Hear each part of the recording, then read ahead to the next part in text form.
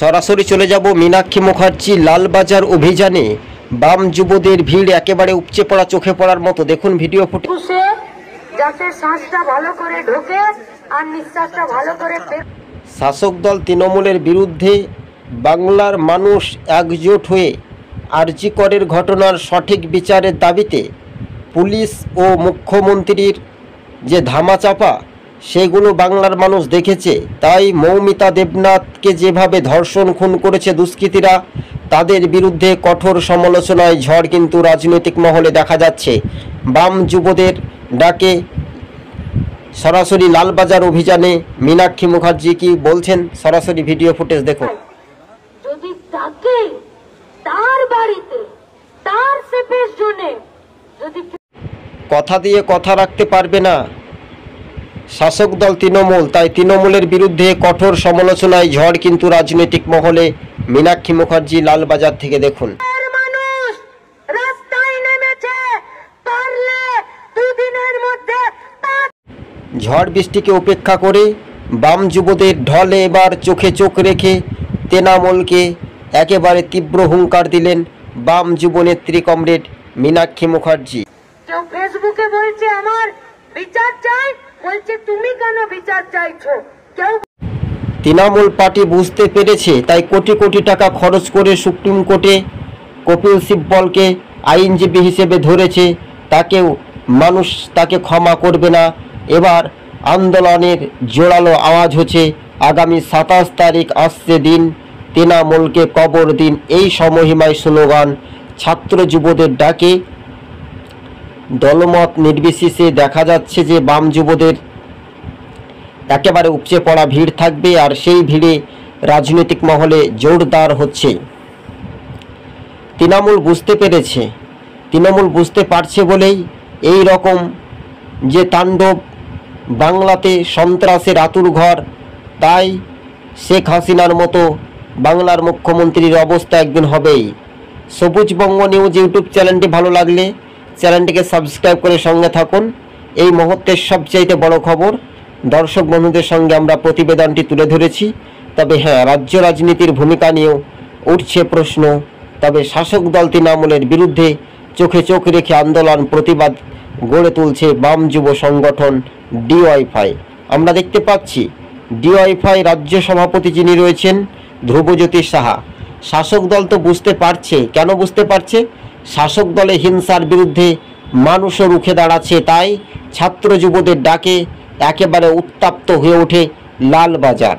সাংবাদিকরা মীনাক্ষী মুখার্জিকে প্রশ্ন করেন যে আরজি করের সঠিক বিচার তো হবে। দেখা যাক, প্রশাসনের ওপর তো ভরসা নেই, মানুষ কার ওপরে ভরসা রাখছে? জনগণের যে আওয়াজ বা প্রতিবাদ, প্রতিরোধ, সেটাই গড়ে তুলছে বামপন্থীরা। দেখার একটা বিষয় রয়েছে।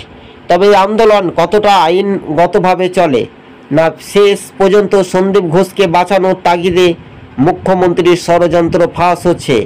কথায় কথায় 12 আনা না বলতে পারলেই শাসক দলের বিরুদ্ধেই 16 আনা। মানুষ কিন্তু 16 আনা নয়, একেবারে আধ আনার মধ্যেই, ভাগ বাটোয়ারের মধ্যেই শাসক দলকে 2026-এ বিধানসভা ভোটে ছুঁড়ে ফেলে দেবে।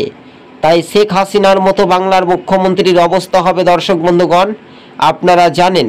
তবে দেখতে পাচ্ছেন দরখাস্ত একেবারে স্মারকলিপি লালবাজার অভিযানে। এমনকি যদি পুলিশ প্রশাসন মনে করে যদি 1 মিনিটের মধ্যে চোর দেখে গ্রেপ্তার করব, আসামি দেখে, পুলিশ তদন্ত করে খুঁজে বার করে না কেন, এর সঠিক তদন্ত দাবিতে, সঠিক বিচারের দাবিতে আরজি করের ঘটনায় এবার তীব্র আরও সমালোচনা ঝড় উঠছে। প্রায় 14 থেকে 15 দিন কেটে গেল, এখনও পর্যন্ত সঠিক বিচার হলো না কেন? প্রশাসন থেকে রাজনৈতিক মহলে যে উত্তপ্ত পরিস্থিতি, সেটা এখন দেখার বিষয়। বাম যুবদের যে ভিড়, আর সেই ভিড়ে উন্মাদনায় রাজনৈতিক মহলে দেখার একটা বিষয়। তবে মীনাক্ষী মুখার্জি আরও স্পষ্ট করে বলেন, এই ঝড় বৃষ্টি পানিকে উপেক্ষা করেও মানুষের যেভাবে ঢল, ছাত্র যুবদের ঢল, সেটা শাসক দল তৃণমূল বুঝতে পেরেছে বলে এই তাণ্ডব করছে বাংলার বুকে। 1 ইঞ্চি জমি ছাড়বে না। তাই আজ না হলে কাল শাসক দলকে তীব্র কটাক্ষ সমালোচনার ঝড় উঠতেই শুরু করেছে। দর্শক বন্ধুগণ, আপনারা আমাদের ইউটিউব চ্যানেলের সঙ্গে নতুন দর্শক হয়ে থাকলে চ্যানেলটিকে সাবস্ক্রাইব করে সঙ্গে থাকবেন। রাজ্য রাজনীতির ভূমিকা নিয়ে শাসক দলের বিরুদ্ধেই তীব্র সমালোচনা এবং রাজ্য রাজনীতির বিষয়টা নিয়ে আরও জোরালো হচ্ছে। সরাসরি মীনাক্ষী মুখার্জির আপনারা প্রতিক্রিয়া আপনাদেরকে শোনাবো। আর তার আগে আরও একটা বিস্তারিত রিপোর্ট আপনাদেরকে তুলে ধরছি। সঞ্জয় রায়, তার মধ্যে সঞ্জয়ের সব তথ্য আস্তে আস্তে গোপন তথ্য ফাঁস হবে। সঞ্জয়কে গ্রেপ্তার করাতে কি পাঠার বলি হচ্ছে?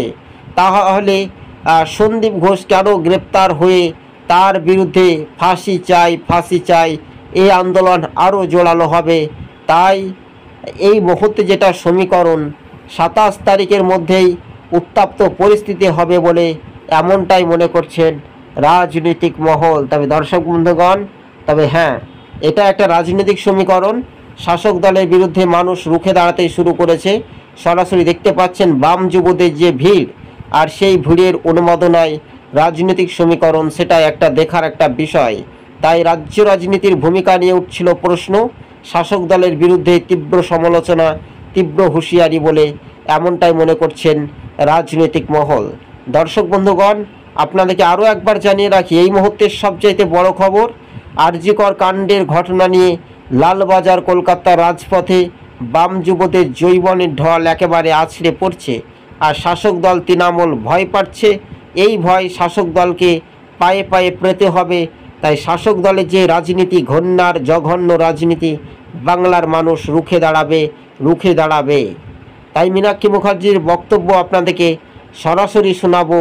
আরও একবার আপনাদেরকে জানিয়ে রাখি, এই মুহূর্তের সবচাইতে বড় খবর, গুরুত্বপূর্ণ বিষয়, মীনাক্ষী মুখার্জি কি বলছেন আপনাদেরকে সরাসরি সেই ফুটেজগুলো আমরা দেখানোর চেষ্টা করব। তার আগে আরও একবার জানিয়ে রাখি, তৃণমূল ভয় পেয়েছে মুখ্যমন্ত্রীর পদত্যাগের দাবিতে বাম যুবদের ভিড়ে একেবারে আছড়ে পড়ছে। তাই রাজনৈতিক সমীকরণের চিত্রটা আগামী দিন বদলে যাচ্ছে বা বদলে যাবে। এটা একটা রাজনৈতিক সমীকরণের দিক নির্ণয়ের কথা কিন্তু উল্লেখ করা হয়েছে। ঝড় বৃষ্টিকে উপেক্ষা করে ফের বাম যুবদের লালবাজার অভিযান ঘিরে একেবারে ধুমধাম পরিস্থিতি। প্রশাসন তো ভয় পাবে। তার চাইতে 14 তলা বিল্ডিংয়ে যে নবান্নতে বসে রয়েছেন, একেবারে মামাটির মানুষের সরকার বলে নিজেকে বড় ভাবছেন, শেখ হাসিনার মতো অবস্থা পরিণত হবে মুখ্যমন্ত্রীর। এই মুহূর্তে সরাসরি ভিডিও ফুটেজ দেখুন। আপনাদের সঙ্গে আমরা প্রতিবেদনটি তুলে ধরেছি। এই মুহূর্তের বড় খবরের আপডেট দেখুন। রাজ্যের সমস্ত রাস্তার দখল নেওয়া আর গরিব মানুষের স্বাস্থ্যকে